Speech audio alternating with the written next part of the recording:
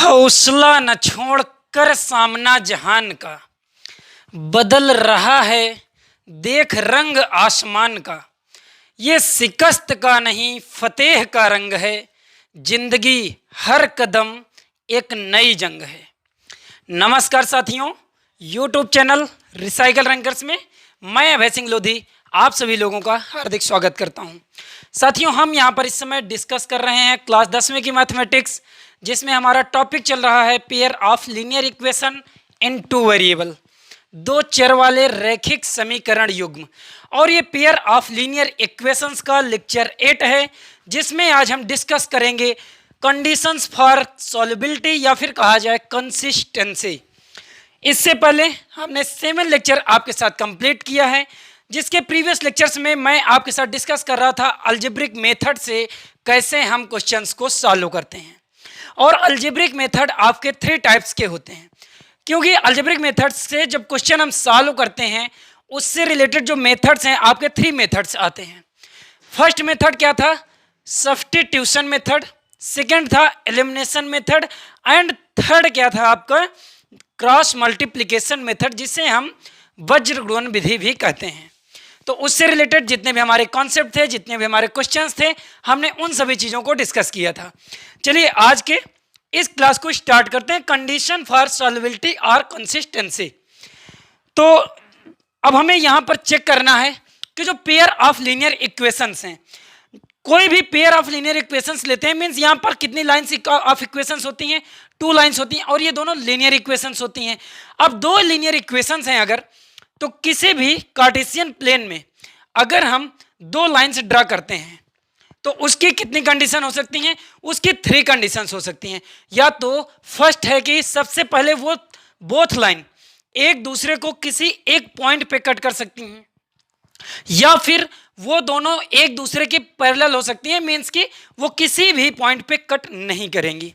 या थर्ड एक कंडीशन आ सकती है कि वो हर एक पॉइंट पे, मीन्स कि कोई एक लाइन है और उसी के ऊपर सेकेंड लाइन आपकी लाई कर रही है, दोनों लाइंस समपाती हैं। अगर दोनों समपाती होती है मीन्स कि कंसिस्टेंट हैं, या फिर कोइंसिडेंट, इसको सीधा कह दिया जाए, अगर बोथ लाइन कोइंसिडेंट हैं तो हम ऐसे केस में कह सकते हैं कि लाइंस के इनफाइनाइट सॉल्यूशन मीन्स कि हर एक पॉइंट पे एक दूसरे को कट कर रही है। चलिए हम यहाँ पर एक छोटा सा फ्लो चार्ट देख लेते हैं। वैसे तो ये सारी चीज़ें मैंने आपको डिस्कस किया था लेक्चर 3 में, आप लोगों को याद भी होगा। एक छोटा फ्लो चार्ट मैं यहाँ पर क्रिएट कर रहा हूँ और उस फ्लो चार्ट की हेल्प से चीज़ों को क्लियर करने की कोशिश करेंगे। ये फ्लो चार्ट आप छोटी सी एक हेडिंग डाल दीजिए।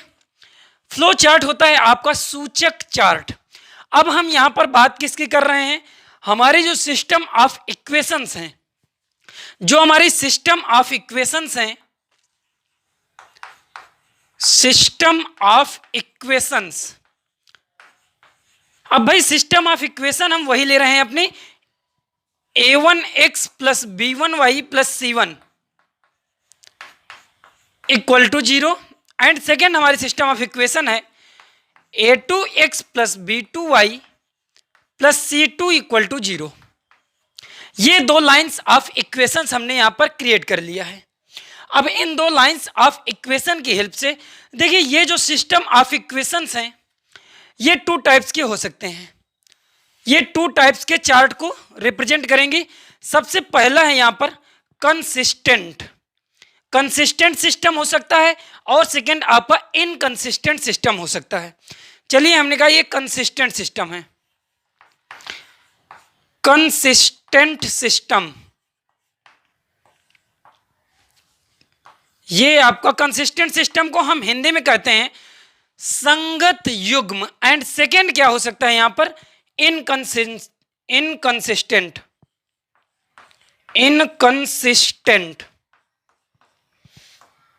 सिस्टम। अब ये 2 टाइप्स के आपके यहां पर सिस्टम हो जाते हैं। अब 2 टाइप्स के सिस्टम, कंसिस्टेंट सिस्टम कौन से हैं? कंसिस्टेंट सिस्टम आपके 2 टाइप्स के होते हैं। कंसिस्टेंट सिस्टम आपके 2 टाइप्स के होते हैं। इनकंसिस्टेंट सिस्टम को हम हिंदी में कहते हैं असंगत युग्म। जब हम कंसिस्टेंट सिस्टम की बात करते हैं तो यहां पर जो coefficient of x and coefficient of y, जो कोफिशिएंट ऑफ x का रेशियो है, अगर ये कोफिशिएंट ऑफ y के रेशियो के इक्वल नहीं है, तब हम कहेंगे कि जो हमारी लाइंस ऑफ इक्वेशंस है या फिर जो लाइंस हैं वो किसी एक पॉइंट पे एक दूसरे को इंटरसेक्ट कर रही हैं। तो चलिए, जो पहली कंडीशन है हमने इसमें क्या कहा, ये टू टाइप्स की हो सकती हैं, ये टू टाइप्स की हो सकती हैं। मीन्स कि a1/a2 not equal to b1/b2 है। ये जो है a1/a2 not equal to b1/b2, मैं कहने का मतलब है जो कोफिशिएंट ऑफ x के रेशियो है बोथ ऑफ इक्वेशन में नॉट इक्वल टू कंसिस्टेंट, ये जो कोफिशिएंट ऑफ y के रेशियो हैं ये दोनों अगर इक्वल नहीं है, देन हम कह सकते हैं यहाँ पर एट लीस्ट वन सॉल्यूशन, क्योंकि जब लाइन हमारी एक ही पॉइंट पे कट करेगी, जिस नंबर्स ऑफ पॉइंट पे कट करेगी उसके उतने ही नंबर ऑफ सॉल्यूशन होते हैं। देन हम यहाँ कह सकते हैं कि it has only one solution, it has only one solution, it has only one solution, क्योंकि ये सिर्फ एंड सिर्फ एक ही पॉइंट पे एक दूसरे को कट कर रही है। अच्छा, अगर ये हम दूसरी बात यहीं पर करें, अगर ये लाइन अभी तक सिर्फ एक ही लाइन एक ही जगह पे कट कर रही है, भाई क्या ये कोइंसिडेंट लाइन हो सकती है? मीन्स दोनों लाइंस एक दूसरे के ऊपर ही लाई कर रही हैं। मीन्स अगर एक L1 लाइन है और इसी पे अगर कह दिया जाए कि ये L2 लाइन है, तो ऐसी कंडीशंस में जो इसके कोफिशिएंट एंड कांस्टेंट टर्म्स का रेशियो है ये हर एक पॉइंट पे इक्वल होगा।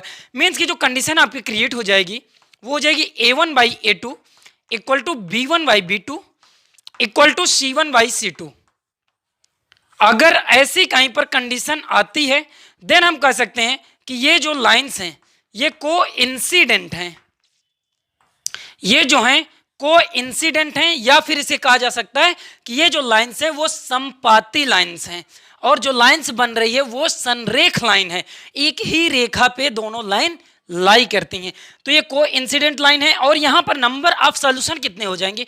भाई एक लाइन ये है आपकी और इसी पे आपकी सेकंड लाइन भी लाई कर रही है, मींस नंबर ऑफ सॉल्यूशन कितने हो गए यार? हर एक पॉइंट पे एक दूसरे को कट कर रही, इनफाइनाइट नंबर ऑफ सॉल्यूशन। तो यहां पर से आप एक चीज और क्लियर लिख लीजिए, it has infinite number of solution, number of solution. अब देखिए बात करते हैं यहां पर इनकंसिस्टेंट सिस्टम की, असंगत जो युग्म है।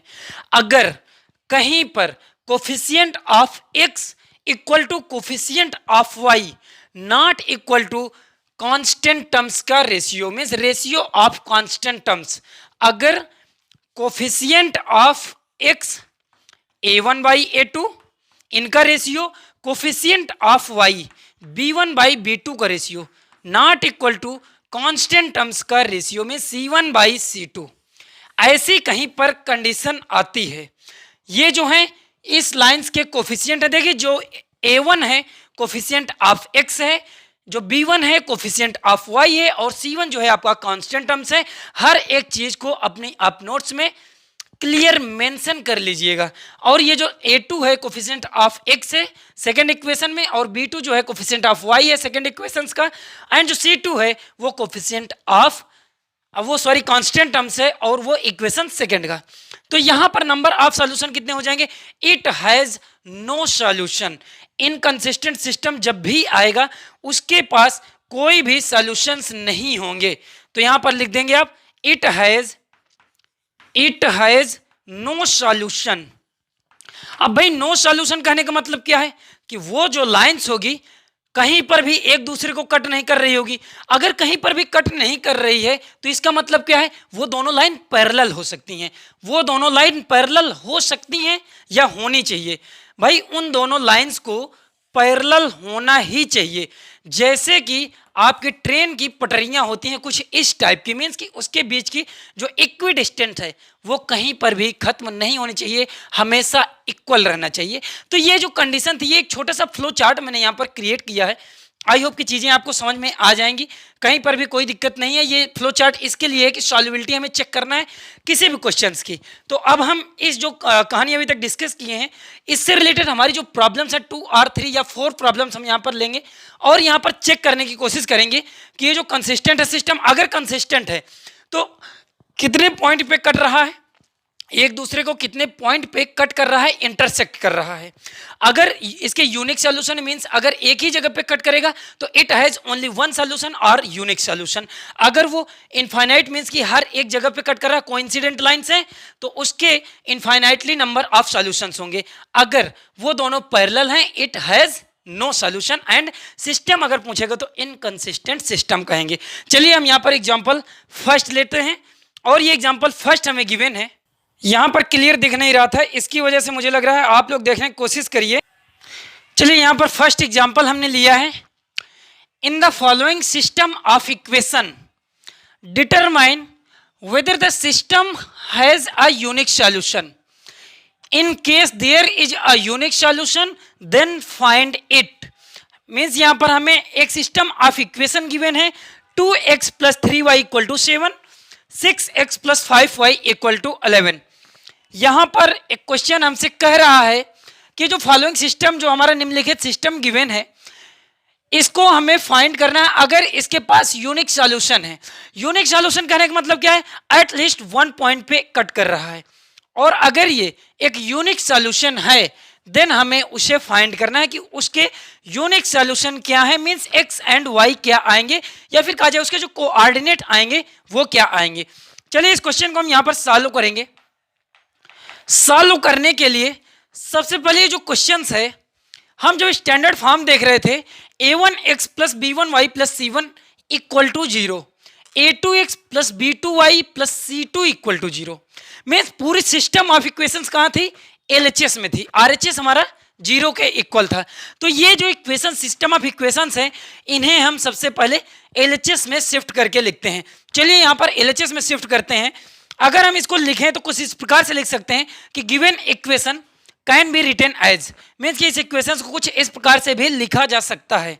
तो यहाँ पर लिखेंगे आप द गिवन इक्वेशन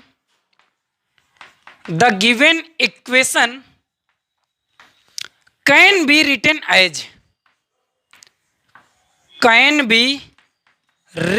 एज, कुछ इस प्रकार से लिखा जा सकता है। जैसे कि अब RHS से LHS में हम यहाँ शिफ्ट कर रहे हैं। ये है क्या, 2x + 3y - 7 = 0, एंड ये क्या हो जाएगा, 6x + 5y - 11 = 0। ये यहाँ पर आपने 2 इक्वेशंस फाइंड कर लिया है। जो हमने 2 इक्वेशंस फाइंड कर लिया है, अब हम एक स्टैंडर्ड फॉर्म जो हमारा था, स्टैंडर्ड फॉर्म हमारे पास क्या था, यहाँ स्टैंडर्ड फॉर्म कुछ इस प्रकार का था। जो स्टैंडर्ड, ये जो आपका स्टैंडर्ड फॉर्म था, मानक समीकरण, जो मानक समीकरण था वो कुछ इस प्रकार का था ना, a1x + b1y + c1 = 0 and a2x + b2y + c2 = 0। ये आपकी एक सिस्टम ऑफ इक्वेशंस थी जब हमने लेट कर रहे थे। अगर हम इससे कंपेयर करें, ये जो हमारी इक्वेशंस आई है स्टैंडर्ड फॉर्म से, अगर हम कंपेयर करें तो coefficient of x first equation में, coefficient of y and constant terms, इन सभी को क्या अलग अलग हम नोट डाउन कर सकते हैं, लिख सकते हैं, बिल्कुल लिख सकते हैं। चलिए यहाँ पर से a1 हमारा क्या आ जाएगा, यहाँ पर से a1 अगर लिखा जाए तो a1 = क्या हो जाएगा, a1 = 2 हो जाएगा, एंड a2 क्या हो जाएगा, a1 = ये हो जाएगा, एंड b1 = फर्स्ट हम इक्वेशन को अभी यहाँ पर इक्वल कर रहे हैं, एंड जो कांस्टेंट टर्म्स है c1 ये हो जाएगा -7 के इक्वल। सेकेंड यहाँ पर जो हमारी a2x में सेकेंड इक्वेशंस को इस सेकेंड इक्वेशन से हम कंपेयर कर रहे हैं, तो यहाँ पर a2 क्या मिल जाएगा आपको, a2 मिल जाएगा आपको 6, एंड b2 मिल जाएगा यहाँ पर से 5, एंड c2 आपको मिल जाएगा -11। तो ये 3 चीजें आपने फाइंड कर लिया है। 1 मिनट। तो हमने यहाँ पर a1, a2, b1, b2, c1, c2 separately हमने यहाँ फाइंड कर लिया है। लेकिन हमें अगर क्वेश्चंस को फाइंड करना है कि जो सिस्टम है कंसिस्टेंट है या इनकंसिस्टेंट है। अगर कंसिस्टेंट है तो यूनिक सॉल्यूशन है, या फिर इसके इनफाइनाइटली मेनी सॉल्यूशंस हैं। तो इसके लिए हमें यहाँ पर चेक करना होगा इसके कोफिशिएंट्स का रेशियो। अगर यहाँ पर हम सबसे पहले चेक करें a1/a2 = b1/b2, इस चीज को चेक करते हैं ये इक्वल है या नहीं। चलिए यहां पर से चेक कर रहे हैं, तो अब चलिए चेक करते हैं। ये है वी हैव, मीन्स हमारे पास अगर रेशियो की बात की जाए a1/a2, a1 कितना है, A1 आप पुट कर दीजिए 2/6, 2/6 का मतलब क्या है 1/3, 2/6 क्या हो गया 1/3 and A2 B1/B2 and B1/B2 कितना हो जाएगा एंड B1/B2, B1 आप पुट करेंगे ये 3/5 हो जाएगा, 3/5। देख रहे हैं आप यहां पर क्लियर आपको दिख रहा है A1/A2 not equal to B1/B2। अब हमें अगर इतनी कंडीशन पता चल गई तो कांस्टेंट टर्म्स के रेशियो का कोई मतलब ही नहीं बनता है कि हम उसे फाइंड करें, क्योंकि हमें पता चल गया कि it has only one solution and only one points intersection point आएगा। तो यहां पर से आप क्लियरली कह सकते हैं, यहां पर आप क्लियरली कह सकते हैं A1/A2 not equal to B1/B2। अब ये अगर A1/A2 not equal to B1/B2 है then it has only one solution, then it has only one solution, या फिर कहा जाए ओनली यूनिक सॉल्यूशन। भाई इसके पास एक यूनिक सॉल्यूशन है। और क्वेश्चन ने इतना ही नहीं कहा, उसने कहा है अगर इसके पास यूनिक सॉल्यूशन है, in the case there is a unique solution then find it. अगर इसके पास एक यूनिक सॉल्यूशन है देन उस यूनिक सॉल्यूशन को हमें फाइंड करके बताना है कि वो यूनिक सॉल्यूशन क्या है। अब इसे हमें फाइंड करना पड़ेगा। फाइंड करने के लिए देखिए थोड़ी सी चीजें मैं रफ कर रहा हूं, आप लोग उम्मीद करता हूं कि यार नोट डाउन तो कर ही लिए होंगे। चलिए यहां पर अब हम इसके यूनिक सॉल्यूशन को फाइंड करेंगे।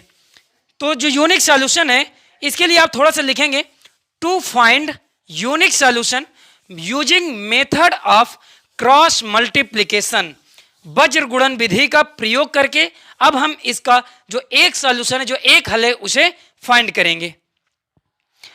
For solution we use method of cross multiplication. आप लोग इतना समझ जाइएगा, मैंने लैंग्वेज को बोल दिया। देखिए अब ये कितना हो जाएगा, जब हम method of cross multiplication use करते हैं किसी भी क्वेश्चन में तो उसका फर्स्ट कंडीशन है कि पूरी जो इक्वेशंस है एलएचएस में शिफ्ट होनी चाहिए। अब एलएचएस में तो यहाँ पर पूरी इक्वेशंस आपकी शिफ्ट है।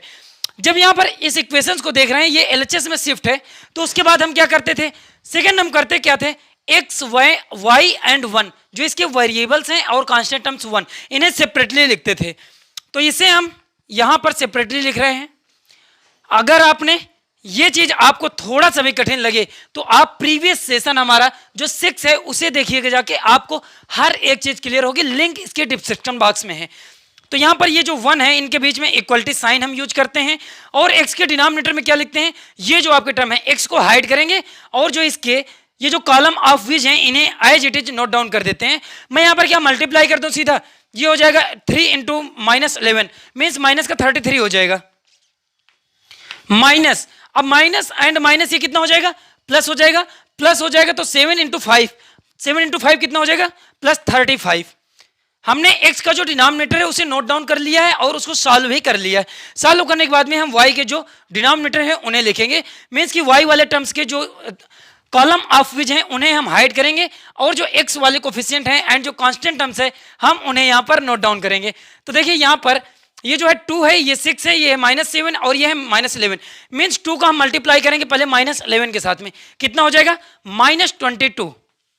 अब निगेटिव साइन यूज करते हैं, निगेटिव एंड निगेटिव कितना हो जाएगा, पॉजिटिव हो जाएगा, मीन्स कि 7 इंटू 6 ये पॉजिटिव हो गया, 7 इंटू 6 हो जाएगा 42 के इक्वल, ये हो गया आपका 42 पॉजिटिव हो गया। डिनोमिनेटर अब जो कांस्टेंट टर्म्स हमारा y है जो हमने लेट किया है, y के टर्म्स मींस कांस्टेंट टर्म्स को हम हाइड करेंगे, coefficient of x and coefficient of y के कॉलम ऑफ विच नोट करेंगे, और उसके बाद उसमें हम मल्टीप्लाई करते हैं। मल्टीप्लाई कैसे करेंगे, ये जो 2 है इसका 5 साथ करिए, ये कितना हो जाएगा साथियों, यहाँ 10 हो जाएगा माइनस, जैसे ही माइनस यूज करेंगे 6 इंटू 3 ये हो जाएगा 18। आई होप कि चीजें क्लियर हो रही होंगी आपको, आप प्रीवियस सेशन से हर एक चीज को कनेक्ट कर पा रहे होंगे। अगर इसको कनेक्ट कर पा रहे हैं तो अब एक स्टेप और सॉल्व करते हैं। ये क्या हो जाएगा, ये हो जाएगा आपका x बाई 35 में 33 हम सब्ट्रैक्ट करेंगे, x by 2 equal to y by 42 में 22 आप सब्ट्रैक्ट करेंगे 20 के इक्वल हो जाएगा, इक्वल टू 1/-8। अगर इन चीजों को हमने सॉल्व कर लिया, अब देखिए अगर a equal to B equal to C अगर कहीं लिखा होता है, a equal to B equal to C, इसका मतलब क्या होता है, a आपका b के भी इक्वल है एंड जो b है आपका c के भी इक्वल है, मीन्स कि हर एक टर्म्स एक दूसरे के इक्वल है। तो हम कह सकते हैं a equal to C and b equal to B C. तो यहां पर से हम कह सकते हैं x/2 equal to -1/8 and y/20 equal to 1/-8। तो इन्हें आप इक्वल करेंगे, सबसे पहले x/2 इक्वल टू -1/8, यहां पर से हमें 2 इक्वेशंस मिल जाती हैं एंड y इक्वल टू कितना मिल जाएगा, y/20 इक्वल टू -1/8। अब यहां पर से इन्हें सॉल्व करेंगे, सॉल्व करने के बाद में जो x एंड y है मींस कि सॉल्यूशन ऑफ इक्वेशन है वो फाइंड कर लेंगे। ये 2 से 8 को हमने कैंसिल कर दिया, 4 टाइम्स गया, मींस हमने x यहां पर से कितना फाइंड कर लिया साथियों, ये हो गया -1/4 के इक्वल। एंड सिमिलर यहां पर से जब हम y फाइंड करेंगे, इसको आप कैंसिल करिए कितने से, 4 से हम यहां इसे डिवाइड कर रहे हैं, 4 2 टाइम्स जाएगा, 4 से ये 5 टाइम्स जाएगा। अगर ये आपका टर्म्स आ जाता है, मल्टीप्लाई करेंगे, ये y इक्वल टू हो जाएगा -5/2। हमने x एंड y यहां पर से सेपरेटेड फाइंड कर लिए हैं, जहां पर x हमें मिल गया है -1/4 एंड y मिल गया है -5/2। देन आपने इस क्वेश्चंस को कितना आसानी से लर्न किया। देखिए ये क्वेश्चन हमसे कह रहा था स्टार्टिंग पे कि इसके it has only unique solution. अब अगर यूनिक सॉल्यूशन तो हम उसे फाइंड कर सकते हैं, लेकिन अगर यहीं पर क्वेश्चन कर देता इट हैज मेनी सॉल्यूशन और it has infinitely many solutions, infinitely many solutions तो हम नहीं फाइंड कर सकते हैं, या फिर कह देता it has no solution, means कि हमारा जो क्वेश्चन है वो कंसिस्टेंट की जगह पे इनकंसिस्टेंट हो जाता, असंगत युग्म हो जाता। अब देखिए यहां पर हमने फर्स्ट टाइप का जो हमारा यूनिक सॉल्यूशन था उसका क्वेश्चन तो सॉल्व कर लिया, अब सेकंड भी हम यहां पर क्वेश्चन सॉल्व करेंगे जिसमें इट हैज मेनी सॉल्यूशंस वाला क्वेश्चन है। यहां पर एग्जांपल सेकंड गिवन है, in the following system of equation determine whether the system has which type of solution. ये जो सिस्टम ऑफ इक्वेशन गिवन है हमें, इसमें हमें फाइंड करना है कि जो सिस्टम ऑफ इक्वेशन है, जो निम्नलिखित एक सिस्टम ऑफ इक्वेशन हमें गिवन है, ये किस टाइप की सिस्टम ऑफ इक्वेशन है, कंसिस्टेंट है और इनकंसिस्टेंट है, या फिर दूसरी भाषा में इसे दूसरी लैंग्वेज में कहा जाए कि it has how many numbers of solution, आपसे कितने नंबर ऑफ सॉल्यूशन है उन्हें हमें फाइंड करना है, या फिर उस कंडीशन को सेटिस्फाई कराना है, या कोई एक ऐसी कंडीशन हम फाइंड कर दें, हम बता दें कि इस कंडीशन में इसके इतने number of solution, it has many solution or no solution or unique solution. चलिए हम इस इक्वेशंस को सेटिस्फाई में सॉल्व करते हैं। तो जो सिस्टम ऑफ इक्वेशंस है इसको सबसे पहले तो हम एलएचएस में शिफ्ट करेंगे। सबसे पहला ही स्टेप हमारा होता है किसी भी उसकी सॉल्वेबिलिटी या फिर कंसिस्टेंसी बताने का, कि हमारी जो पूरी इक्वेशंस है वो एलएचएस में शिफ्ट होनी चाहिए। तो हम इस इक्वेशन कुछ इस प्रकार से लिख सकते हैं, we can write this equation।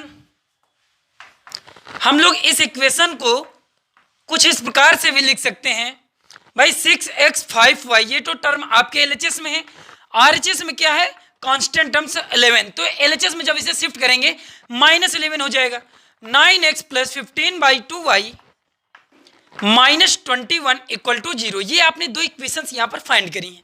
दो इक्वेशंस जैसे ही मिल जाती हैं तो अब हम यहाँ पर क्या चेक करेंगे, इसके कोफिशिएंट्स का रेशियो। अगर कोफिशिएंट्स के रेशियो में कुछ रिलेशन मिल जाता है कांस्टेंट टर्म्स के साथ में, तब हम थोड़ी सी चीज़ें हमारी क्लियर हो जाती हैं कि भाई इसमें नंबर ऑफ सॉल्यूशन क्या होने वाले हैं। तो यहाँ पर अब हम चेक करेंगे कोफिशिएंट्स का रेशियो। अगर हम कोफिशिएंट्स के रेशियो की बात करते हैं कि उसे चेक किया जाए, देन यहां पर से हम कुछ इस प्रकार से, अगर ये जो कंडीशंस हैं a1/a2 जो हमारी स्टैंडर्ड फॉर्म होती है वो क्या है, a1x + b1y + c1 = 0 and a2x + b2y + c2 = 0। हर एक क्वेश्चन में मुझे लिखने की जरूरत नहीं है, तो मैं यहां पर से सीधा कंपेयर कर रहा हूं भाई, a1/a2 कितना हो जाएगा 6/9, इसको थोड़ा सा 3 से हम डिवाइड करेंगे, 3 से डिवाइड करेंगे कितना हो जाएगा 2/3, मीन्स a1/a2 कितना हो गया 2/3 एंड b1/b2 आप निकालिए, यहाँ पर b1/b2 कितना हो जाएगा, b1 है भाई y का कोफिशिएंट 5 एंड b2 क्या है, b2 है y का कोफिशिएंट लेकिन सेकंड इक्वेशन में, मींस ये हो जाएगा 15/2। इसको जब सिंप्लीफाई करेंगे आप, इसको सिंप्लीफाई करें कितना हो जाएगा 10/15। 10/15 को आप 5 से डिवाइड कर दीजिए, मीन्स कि 2/3 आ गया। ये जो 10/15 है ये 2/3 आ चुका है। एंड जो कांस्टेंट टर्म्स का मीन्स कि अभी तक के ये जो a1/a2 है ये इक्वल आ रहा है भाई b1/b2 के। लेकिन एक चीज और चेक कर लेते हैं अब यहाँ पर कांस्टेंट टर्म्स का रेशियो, और कांस्टेंट टर्म्स का रेशियो क्या होता है c1/c2। c1/c2 ये है आपका c1 -11, c2 है -21, -11/-21 मीन्स ये कितना आ गया 11/21। एक चीज आपको यहाँ क्लियर देख चुकी है कि भाई इसमें जो कोफिशिएंट ऑफ x का जो रेशियो है एंड कोफिशिएंट ऑफ y का रेशियो वो तो इक्वल है, लेकिन यहाँ पर कांस्टेंट टर्म्स का जो रेशियो है वो इक्वल नहीं है। देन यहाँ पर कंडीशन क्या क्रिएट होती है, कंडीशन क्रिएट हो जाती है a1/a2 equal to b1/b2 but not is equal to c1/c2। ये अगर कंडीशन क्रिएट होती है तो हम अभी थोड़ी देर पहले जब फ्लो चार्ट डिस्कस कर रहे थे वहां पर मैंने एक थर्ड कंडीशन बताई थी, इनकंसिस्टेंट सिस्टम। इनकंसिस्टेंट सिस्टम का मतलब क्या था, उसके जो रेशियोज थे उसमें जो x का कोफिशिएंट एंड y का कोफिशिएंट के रेशियो थे वो तो इक्वल थे, लेकिन कांस्टेंट टर्म्स का आपका रेशियो इक्वल नहीं था। और यहाँ पर वो जो दोनों लाइंस हैं वो पैरेलल होंगी। अगर पैरेलल होती हैं then it has no solution, क्योंकि वो एक दूसरे को किसी भी पॉइंट पे कट नहीं करती हैं। देन यहाँ पर आप क्लियर मेंशन कर लीजिए, hence here it has no solution, it has no solution. और क्वेश्चन ने हमसे क्या कहा था, इसने कहा था which type of system, means ये जो सिस्टम है किस टाइप का है। ये जो सिस्टम है ये इनकंसिस्टेंट सिस्टम है, इनकंसिस्टेंट सिस्टम है। और इनकंसिस्टेंट सिस्टम को हिंदी में क्या कहते हैं, असंगत युग्म। इसको कहते हैं असंगत युग्म। इट हैज नो सॉल्यूशन, इसके पास कोई भी हल नहीं है। मीन्स कि ये जो दो लाइंस होंगी भाई ये दोनों लाइंस पैरेलल होंगी एक दूसरे के। जब पैरेलल होती हैं तभी तो हम कह सकते हैं कि वो दूसरों एक दूसरे को काटते ही नहीं है, और जब काटती नहीं तो भाई उसके पास सॉल्यूशन ही नहीं होंगे। तो आपने ये जो सेकंड क्वेश्चन है देख लिया, आप इनकंसिस्टेंट सिस्टम को हम कैसे फाइंड कर सकते हैं। मीन्स ये जो आपकी कंडीशन है, ये जो कंडीशन है हम जो डिस्कस कर रहे थे a1/a2 equal to b1/b2 not equal to c1/c2। Coefficients का कांस्टेंट टर्म्स के साथ में आप रेशियो हमेशा फाइंड कर लेंगे। जब इस रेशियो को फाइंड कर लेंगे, जैसा भी हमारा रेशियो का आता है रिलेशन, उसके अकॉर्डिंग हम बता देते हैं जो हमारा फंक्शन है वो किस टाइप का फंक्शन है। क्लियर है बात। चलिए हम यहीं पर अब हम लेते हैं यहाँ पर एग्जाम्पल थर्ड, और एग्जाम्पल थर्ड में मैं आपको बताता हूँ कि इट हैज मेनी सोल्यूशन या फिर इनफाइनाइटली सोल्यूशन। तो यहाँ पर एग्जाम्पल हमने थर्ड लिया है, in the following system of equation determine whether of system has which type of solution। ये जो सिस्टम ऑफ इक्वेशन है ये किस टाइप के सिस्टम ऑफ इक्वेशन है, इसको हम यहाँ पर फाइंड करने वाले हैं। और ये क्वेश्चन में सिस्टम ऑफ इक्वेशन गिवन है -3x + 4y = 5, 9/2x - 6y = -15/2। तो ये जो एग्जाम्पल थर्ड है इसमें हमें बताना है कि जो सिस्टम है किस टाइप का सिस्टम है और इसके कितने नंबर ऑफ सॉल्यूशन है। तो यार क्वेश्चन को हमेशा थोड़ा सा टाइम दे करके आप लोग रीड करिए, उसके बाद में क्वेश्चन को सॉल्व करने की कोशिश करिए। क्वेश्चन को सॉल्व करने के सिर्फ दो ही तरीके हैं। सबसे पहला है कि आप उसे थोड़ा सा समय दे करके रीड करें। अगर आप अच्छे से रीड नहीं करेंगे तो हो सकता है आप गलत क्वेश्चन सॉल्व कर रहे हों। तो यार चलिए हम यहाँ पर काफ़ी टाइम ले चुके हैं, अब इसके बाद में हम इसे सॉल्व करते हैं। सॉल्व करने के लिए वही कंडीशन है भाई कि पूरी हमारी जो सिस्टम है ऑफ इक्वेशन है वो LHS में होनी चाहिए। तो ये जो इक्वेशंस है हम इसको कुछ इस प्रकार से भी लिख सकते हैं, this equation can be written as, this equation can be written as. आप हिंदी में भी लिख सकते हैं कि ये जो समीकरण है उसे कुछ इस प्रकार भी लिखा जा सकता है।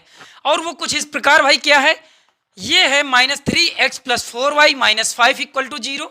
और सेकेंड जो इक्वेशन है 9/2x - 6y minus and minus ये हो जाएगा पॉजिटिव मीन्स +15/2 = 0। अब इसे हम स्टैंडर्ड जो हमारी इक्वेशन है उससे हम कंपेयर करेंगे। भाई स्टैंडर्ड इक्वेशन क्या है, जो स्टैंडर्ड इक्वेशन है उसे हमने बताया था a1x plus b1y plus c1 equal to 0 and a2x plus b2y plus c2 equal to 0। ये हमारी स्टैंडर्ड इक्वेशन है। यहां पर से coefficient of x means a1 a2 b1 b2 c1 c2 सब फाइंड कर सकते हैं। आप क्लियर यहां पर देख भी सकते हैं, नोट डाउन भी कर सकते हैं कि here a1 equal to -3, b1 equal to 4, c1 equal to -5, a2 equal to 9/2, b2 equal to -6 and c2 equal to 15/2।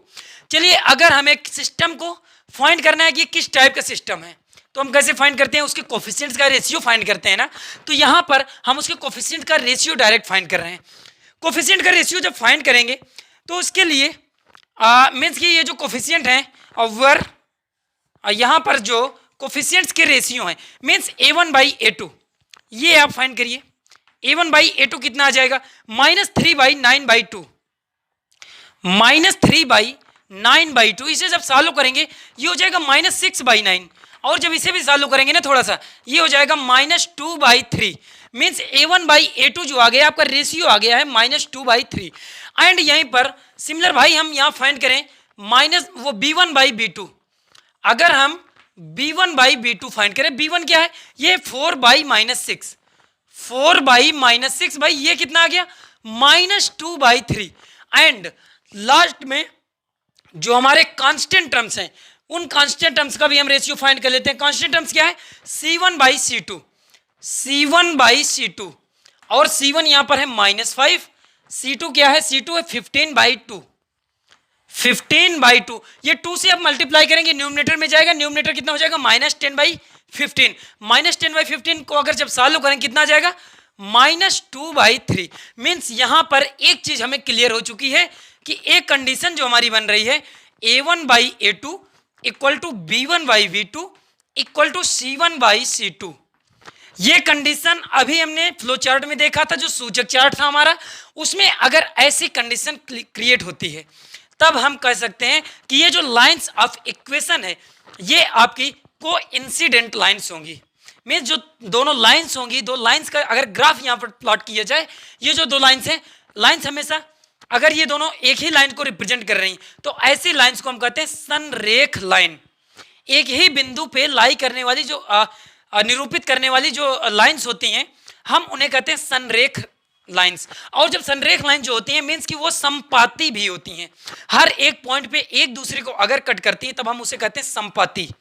तो ये जो कंडीशन है ये आपकी संपाती मीन्स कोइंसिडेंट लाइंस की कंडीशन है। और कोइंसिडेंट लाइंस में इसके मेनी सॉल्यूशन होते हैं, मीन्स इसके इनफाइनाइटली मेनी सॉल्यूशन होंगे। देन यहां पर आप लिख लीजिए then it has infinitely many solution. अगर इसमें नंबर ऑफ सॉल्यूशन पूछे तो आप सीधा बता दीजिएगा भाई इसके इनफाइनाइटली सॉल्यूशन होंगे, क्योंकि ये जो कंडीशन है अभी हमने डिस्कस किया था कि ये कंडीशन आपके कंसिस्टेंट सिस्टम की कंडीशन है। अगर सिस्टम को पूछे तो आप बता देंगे कि ये कंसिस्टेंट सिस्टम है। कंसिस्टेंट सिस्टम, हिंदी वाले भाई आप ध्यान देंगे इसे हम संगत युग्म कहते हैं। अगर ये संगत युग्म है और इसके इनफाइनाइटली मेनी सॉल्यूशन है मीन्स कि ये संपाती होंगे। संपाती मीन्स कि कोइंसिडेंट लाइंस होंगी। कोइंसिडेंट लाइंस हर एक जगह पे हर एक पॉइंट को कट करती हैं। मीन्स कि अगर ये आपका कोऑर्डिनेट है, ये आपका कार्टेशियन प्लेन है, अगर इस लाइन को मैं ऐसे ही जनरल यहां ड्रा कर दूं, ये अगर मैं कह दूं ये L1 लाइन है, L1 लाइन आपकी ये है, और ये जो आपकी सेकेंड लाइन है ये L2 लाइन है, ये आपकी L2 लाइन है, तो यही आपकी भाई L1 लाइन भी है। यही लाइन अगर L1 को रिप्रेजेंट करेगी तो यही लाइन आपके L2 लाइंस को भी रिप्रेजेंट करेगी। मीन्स दोनों लाइंस एक ही पे लाई कर रही हैं, एक के ऊपर एक लाई कर रही हैं। चलिए अब हमने एक एग्जांपल ये जो इनफाइनाइटली मेनी सॉल्यूशंस का था इसकी कंडीशन में हमने देख लिया है। अब एक लास्ट एग्जांपल 4 यहाँ पर देखेंगे और उससे समझने की कोशिश करेंगे कि और भी क्या प्रॉब्लम्स आ सकती हैं। तो यहाँ पर एक एग्जाम्पल 4 गिवन है। तो यहाँ पर एग्जाम्पल 4 हमने लिया है, find the value of P and Q for which the following system of equation has infinite number of solution। और सिस्टम ऑफ इक्वेशन गिवन है 2x plus 3y equal to 7, p plus Q X plus 2p minus Q Y equal to 21। आपने question को read कर लिया होगा। Question ने इस बार हमें कंडीशन दे दिया, कह रहा है कि भाई इसमें इनफाइनाइट सॉल्यूशन है। अगर ये जो सिस्टम ऑफ इक्वेशन है इसके इनफाइनाइट नंबर ऑफ सॉल्यूशन है, देन हमें फाइंड करना है value of p and q। अब p एंड q की अगर वैल्यू फाइंड करनी है और इस क्वेश्चन ने कहा है कि इसके इनफाइनाइट सॉल्यूशन है, तो इनफाइनाइट सॉल्यूशन हमारे कब होते हैं? जब इसके कोफिशिएंट्स का जो रेशियो है वो इक्वल होता है। मीन्स कि जो हमारा सिस्टम है वो कंसिस्टेंट सिस्टम होना चाहिए और जो लाइंस हैं वो कोइंसिडेंट लाइंस होनी चाहिए। तो इसके जो कंडीशंस हैं वो क्या थी, उसके बारे में हम यहाँ पर अब डिस्कस करेंगे। तो ये जो क्वेश्चन सबसे पहले कह रहा है उसको मैं थोड़ा सा लिख देता हूँ। ये जो क्वेश्चन कह रहा है कि जो गिवन सिस्टम ऑफ इक्वेशन है, जो गिवन सिस्टम ऑफ इक्वेशन है, given system of equation, system of equation have will have, ये जो रख रहा है यहां पर विल हैव इनफाइनाइट सॉल्यूशन। इसने यहां पर देखिए कह के रखा है कि भाई इसके इनफाइनाइट नंबर ऑफ सॉल्यूशन है। अगर इसके नंबर ऑफ सॉल्यूशन इनफाइनाइट है, मीन्स कहने का क्या है, इसके कहने का मतलब है कि ये जो सिस्टम है ये कैसा है, ये कंसिस्टेंट सिस्टम है। ये जो सिस्टम है ये कंसिस्टेंट है एंड जो लाइंस हैं ये कैसी हैं, ये कोइंसिडेंट लाइंस हैं। अगर कोइंसिडेंट एंड कंसिस्टेंट सिस्टम, भाई इसकी कंडीशन क्या होती है, इसकी कंडीशन होती है इसके जो रेशियोज होते हैं, कोफिशिएंट्स का जो रेशियो है ये भाई इक्वल होने चाहिए। अगर ये कंडीशन फॉलो करता है तभी इसमें हम कह सकते हैं कि इनफाइनाइट सॉल्यूशन है। मीन्स अगर उसने कहा है इनफाइनाइट सॉल्यूशन है, देन हम कह सकते हैं कि अगर इस कंडीशन को फॉलो ही उसे करना पड़ेगा, क्योंकि क्वेश्चन ने कह दिया इनफाइनाइट सॉल्यूशन है तो हम कह रहे हैं कि ये कंडीशन उसको फॉलो करना पड़ेगा। चलिए इसके कंडीशन को फॉलो करा दीजिए। 2 बाई ये जो a1 है ये x का कोफिशिएंट है, ये 2 हो जाएगा। 2 बाई x का कोफिशिएंट यहाँ है p plus Q, p plus Q आप पुट कर दीजिए, ये कितना हो गया 2 by p plus Q. b1 क्या है यहाँ 3 है, अच्छा 3 बाई 2p माइनस क्यू, ये भी हमने कर दिया। अब अगर ये कर दिया तो हम एक चीज और कर सकते हैं, ये अगर देखिए -7 बाई -21, माइनस शिफ्टिंग नहीं करिए, गलती हुई है थोड़ी सी, लेकिन माइनस और माइनस कैंसिल हो जाएंगे, मीन्स कितना हो जाएगा c1 बाई c2, ये हो जाएगा 7 बाई 21, 7 बाई 21। अब आपको पता है a equal to B equal to C है, means a equal to C है, b इक्वल टू भी c है। अब एक बार हम यहां पर से दो चीजें, दो इक्वेशंस क्रिएट होंगी। एक क्या मिल जाएगी 2 by p plus Q equal to 7 by 21 and second मिल जाएगी आपको 3 by 2p minus Q equal to 7 by 21।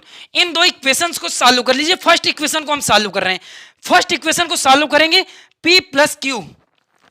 देखिए क्वेश्चन में थोड़ा ध्यान दीजिएगा भाई, क्वेश्चन बहुत आसान है, सिर्फ आपको बराबर की भागीदारी चाहिए, आपकी बराबर की सहभागिता चाहिए। हर एक क्वेश्चन आप बना सकते हैं, आप ही बनाएंगे हर एक क्वेश्चन को। तो कहीं पर भी कोई भी डाउट हो रहा हो तो आप बेहिचक आप कमेंट सेक्शन में कमेंट करना कि भैया यहाँ पर हमने इस कंडीशन को, या ये जो प्रॉब्लम्स है आपकी कहीं पर भी हो, आप उसकी टाइमिंग डाल दीजिए। इस समय मैं उसको देखूंगा जाके कि भाई आपको प्रॉब्लम क्या है, कहाँ पर आपको समझ में नहीं आ रहा। तो चलिए ये इक्वेशन हम बनाते हैं।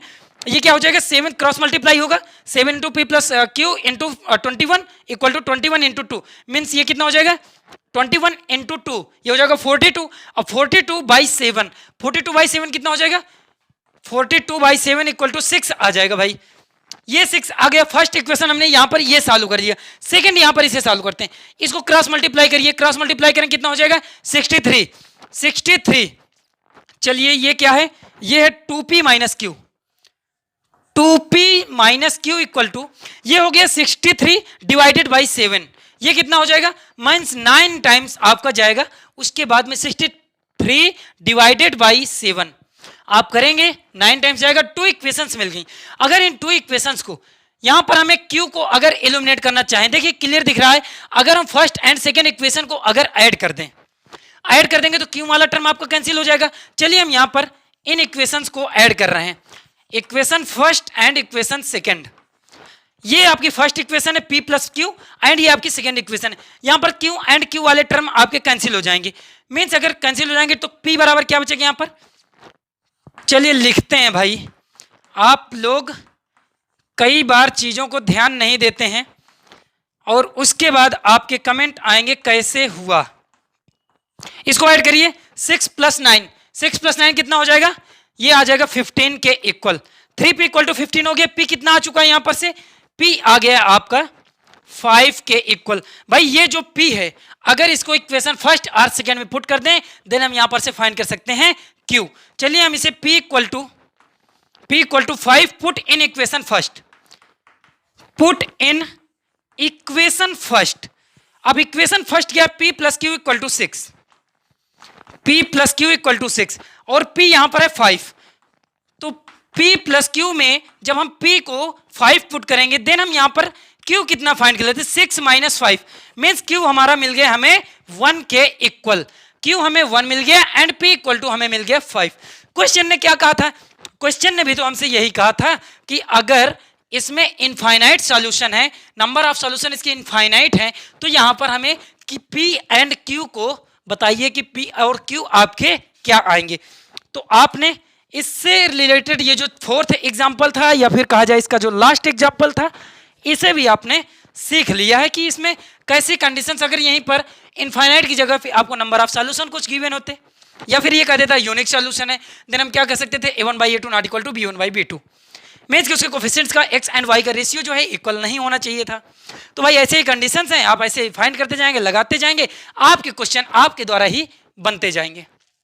साथियों हम अक्सर एक चीज हमने देखा होगा कि यार क्वेश्चन जैसे हम सॉल्व करते हैं तो लोग कहते हैं कि हमसे क्वेश्चन नहीं बन रहे हैं।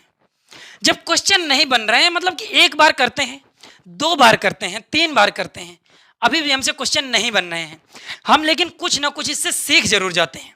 क्योंकि हम लोगों को अक्सर ये कहते हुए सुनते हैं कि अच्छी या बुरी चीज को एक बार करने से या देखने से या सुनने से कोई भी असर नहीं होता है। लेकिन यार क्या ये बात आप मानते हैं, असर देखिए भले ही नहीं होता है किसी भी चीज का, लेकिन कुछ ना कुछ इसका असर जरूर होता है। मैं इस बात को एक छोटी सी कहानी के माध्यम से आपको बताता हूं। हमारे गांव में एक छोटा सा पेड़ होता है, बांस का पेड़, जिसे हम कहते हैं बंबू ट्री, जिसको रोपने के बाद अगर जमीन में उसे प्लांट कर दिया जाए तो कम से कम उसमें 6 महीने तक खाद और पानी देते रहिए, उसके बावजूद भी उसमें अंकुर का एक भी निशान तक नहीं निकलता है। लेकिन जैसे ही 7वां महीना आता है, मीन्स कि अगर उसकी बारिश का मौसम आ जाए 7वां महीना, तो वो कम से कम 6 हफ्ते के दौरान ही वो लगभग 50 फीट लंबा हो जाता है। तो यार एक चीज यहां पर सवाल मेरा ये है कि वो जो बांस का पेड़ है, अगर उस बांस के पेड़ की बात किया जाए तो उसमें जो पूरा टाइम लगा है, उसके काम में पूरा जो समय लगा है, क्या वो सिर्फ 6 हफ्ते हैं या फिर वो पूरे 6 महीने? इसमें जब वो बढ़ रहा था पेड़, अगर उसमें हम खाद और पानी नहीं डालते, जिस समय उसमें कोई भी अंकुर के निशान हमें नहीं दिख रहे थे, तो क्या वो पेड़ आपका बढ़ता? बिल्कुल नहीं बढ़ता, वो पेड़ आपका वहीं पर सूख जाता।